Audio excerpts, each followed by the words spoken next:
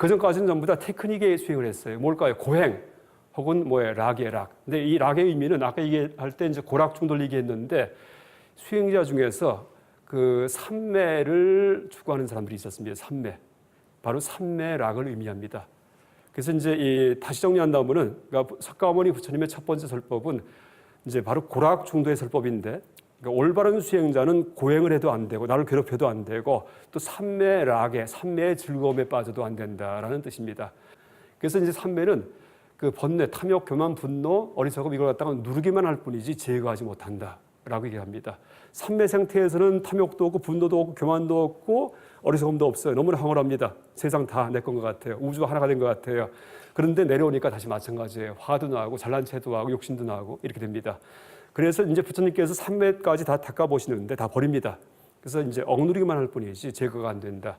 그래서 이제 이 삼매를 버리신 거고요. 또 하나 이제 그 고행을 왜 버리냐 하면 왜 고행이 문제가 되냐 하면은 여러분 왜 종교인들이 고행을 할까요? 고행. 그러니까 인도의 자이나교 신도들도 고행을 하지만은 뭐 요새 보면 이슬람교 같은 경우에도 막 가슴을 치면서 고행을 하죠, 그렇죠? 내 탓이요. 이슬람교 남자들 이거 이제 수행을 할 때 그런 수행이 있습니다. 하늘 보면서. 그다음 기독교 같은 경우에도 예수님 그 이제 그 부활절 그 흉내 내면서 십자가 끌고서 막 채찍을 맞으면서 피를 흘리면서 면류관 쓰고서 이런 걸 갖다가 그 필리핀이든지 남미에 가면은 많이 그 답습합니다. 왜 그럴까요? 왜 고행을 할까요? 고행을 할 경우에는요 죄책감이 사라집니다. 죄책감이요. 그래서 고행하는 겁니다. 뭐냐하면 왜 이제 그걸 합리적으로 설명해 보겠습니다. 왜냐하면은 우리가 인간이기 때문에 죄책감이 있어요. 왜? 그러니까 진화론적으로 설명한다면 인간은 사회적 동물입니다. 여러분 그 사람이 생명의 세계에서 최강의 포식자죠. 가장 강합니다. 이제 그게 다 내 혼자 힘이 아니고 다 뭐예요? 사회성 때문에 만들어집니다. 여러분 지금 앉아 계시는데 의자 내가 만든 거 아니죠? 옷도 남이 만든 거죠. 책상 하나도 내가 만든 게 없어요. 남이 다 만들어준 겁니다. 그래서 이제 인간이 실제는 그 참 초라하기 짝이 없는 존재인데 발가벗으면은 그런데 문명이 언어를 통해 가지고서 누적적으로 전승되면서 그걸 우리가 한 20년 동안 배우면서 그러니까 최강의 포식자가 됩니다. 그런데 여러분 보세요. 문명의 그런 그 흐름이 끊어지고 언어 다 잃어버리고 할 경우에 뻘거벗겨 갖고 밀림 속에 집어넣죠. 그러면 그때는 오랑우탕, 고릴라 이런 분들한테 빌어먹고 살아야 됩니다. 왜? 생존력이 없기 때문에. 그러면서 바늘 하나 만들래도 한 10만 년 걸릴 거예요. 그 다음부터는요. 그렇죠? 그래서 우리가 실제 벌거벗고 보면은요, 문명만 지워버리면은요, 초라하기 짝이 없는 것이 인간입니다.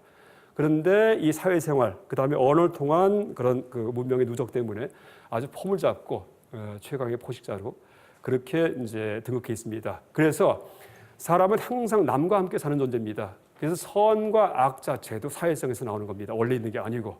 그래서 이제 이 선악도 분명합니다. 진화에서 볼 때는 남에게 잘하면은 선이고요. 나만 잘 되려고 하면 악입니다. 생물학 용어로 얘기한다면 인디비주얼을 위해서 할 경우에 악이 되고 악.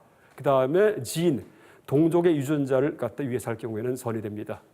그러니까 내가 희생하더라도 동족의 유전자가 살아남을 경우에 그게 뭐예요? 애국열사들 같은 분들입니다. 이럴 경우에는 다 선입니다. 여러분 그 중병에 들었다가 암 같은 거 걸렸다가 나은 사람들이 되게 착해지죠. 바르게 살아야지. 왜 그럴까요? 그 전까지는 개체 중심으로 사니까 개체일 경우에는 죽으면 사라집니다. 근데 유전자 중심으로 살 경우에는 내가 죽어도 내 유전자 비슷한 것들이 살아있어요. 그래서 죽음이 무섭지가 않습니다. 그래서 여러분 이제 그러니까 죽음을 체험한 다음에 착해지는 이유가 죽어도 무섭지 않은 길이 바로 그 남을 위해 사는 길이기 때문입니다. 이게 이제 진화로 설명하는 선악의 기원입니다. 그래서 이제 그 선악이 사람한테만 있기 때문에 그 악을 행했을 경우에는 양심이 처벌을 해요. 양심이요. 여러분 그 도스토옙스키의 소설 중에 죄와 벌 아시죠? 아무도 목격자가 없는데 스스로 양심 때문에 아주 자수합니다. 그러니까 사람만 양심이 있어요. 저 뭐 가재, 개미도 양심이 있어요. 개미도요. 그건 집단 행동하기 때문에. 근데 뭐 가재든지 아니면 호랑이든지 혼자 사는 놈들이 양심이 없습니다. 그래서 이제 양심에 어긋나는 일을 할 경우에 그걸 프로이드 심리학에서는 양심을 초자, 슈퍼에고라고 얘기를 합니다. 그때 슈퍼에고, 초자가 처벌을 해요. 그걸 뭐라 부르냐 하면 프로이드 심리학에서 그러니까 지금은 프로이드 아시죠? 그러니까 셀프 퍼니시먼트라고 얘기를 합니다. 자기 처벌 이렇게 얘기를 합니다. 그러니까 나도 의식하지 못하게 나를 갖다가 자꾸 파밀로 몰아갑니다. 그러니까 나도 의식하지 못하면서 무의식 중에 자동차에 쳐버립니다. 그래서 심지어 사고 나는 것도 다 자기 처벌이다라고 얘기를 합니다. 그래서 이제 그게 죄책감입니다. 그래서 그렇게 죄책감이 있을 경우에는 앞날이 순탄하지가 못해요. 왜? 내가 자꾸 나를 처벌하기 때문에 자꾸 술을 마시고 몸을 망가뜨리고 아니면 병에 들어버리고 아니면 일을 쳐버리고 실수를 많이 하고 이렇게 됩니다. 왜? 죄책감이 있기 때문에. 그래서 그 죄책감이 없어져야지만 그래야지만 앞날이 편안합니다. 그래서 이제 그 없애는 방법 중에 하나가 미리 벌을 받는 거예요. 그게 고행입니다. 미리. 그래서 남은 아무도 몰라요. 내가 나쁜 짓 한 거에 대해서 나만 압니다. 근데 내가 고행을 하죠. 그럼 양심이 편안해집니다. 그래서 이제 종교의 길 중에 하나가 왜 저 사람들 희한하게 참 어리석게 고행을 많이 합니다. 자기를 괴롭히고. 근데 이제 그 이유는 이제 생물학적으로 얘기한다면은 그러니까 그렇게 고행을 해야지만 죄책감이 없어지는 그런 사람들이 있습니다. 물론 모든 사람이 그런 건 아니에요. 그런 사람들은 고행을 주로 하고 또 반대로 삼매를 추구하는 사람들 이런 사람들은 이제 그 기쁨 속에 들어가려고 삼매를 닦습니다. 그래서 석가모니 부처님 이전까지의 인도의 수행자의 그런 부류가 딱 두 부류가 있었어요. 자기 괴롭히는 사람들 죄책감 없애려고 아니면은 삼매 추구해서 뿅 가는 사람들. 근데 부처님이 다 해보시니까 다 그거 끝나봤자 나는 누굴까 세상이 뭘까 하나도 안 풀립니다. 그래서 다 버립니다.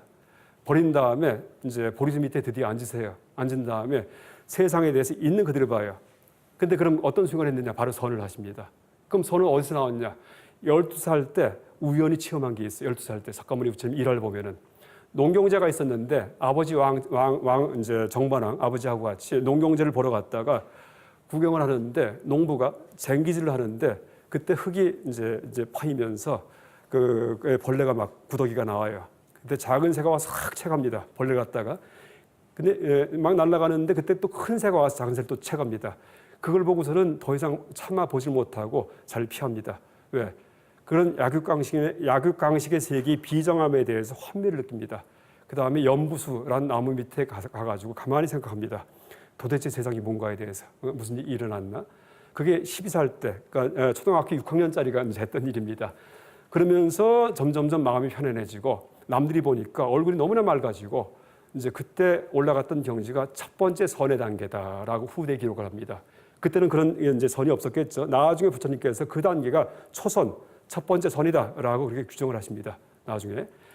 이제 초선이 뭐냐 하면은 욕망에서 벗어난 단계가 초선의 단계예요. 그러니까 불교 전문 용어로 욕망 세계 이후가 형상의 세계가 있습니다. 색계라고 해서 형상의 세계에서는 밥도 안 먹고 삽니다. 그러니까 신들이 있는데 그 다음에 형상의 세계에서는 섹스도 안 해요. 음욕도 없어요. 그래서 이제 부처님이 처음으로 섹스와 식욕에서 벗어난 상태가 된 게 바로 그 12살 때입니다. 그러니까 무슨 얘기냐면 그 밑에 세계는 고기 몸, 그렇죠? 먹고 먹히는 우리 몸이 육체 육신이죠.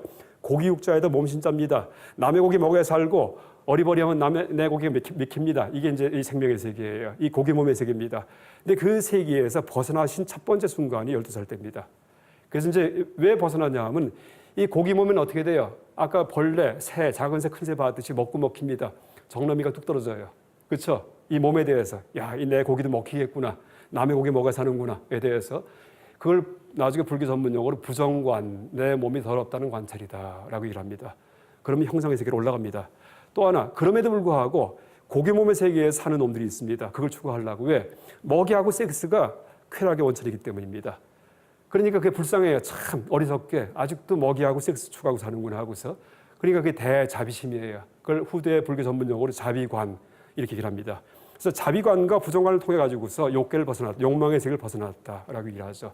그게 바로 초선이에요. 그때 이제 동물적인 마음이 없어지기 때문에 마음이 흔들리지 않아요. 그때 있는 그대로 볼 수가 있습니다. 곰곰이 생각할 수가 있어요. 여러분 스님들이 계를 지키고 독신 수행하죠. 왜 그럴까요? 고기 몸에 대한 욕망이 있을 경우에는 아무리 겉으로 이 결과부자하고서 가부자하고서 명상하는 신용을 하더라도요 잡념이 많아요. 자꾸 먹을 거 생각나고 돈 생각나고 그다음에 이성 생각납니다. 근데 그거 다 끊어버려야지만 있는 그대로 볼 수 있습니다. 아주 명료하게. 그게 바로 선입니다. 그래서 진짜 선은 이 동물적 욕망이 있는 상태에서는 절대 선이 아닙니다. 신용하는 선만 할 수 있을 뿐이지.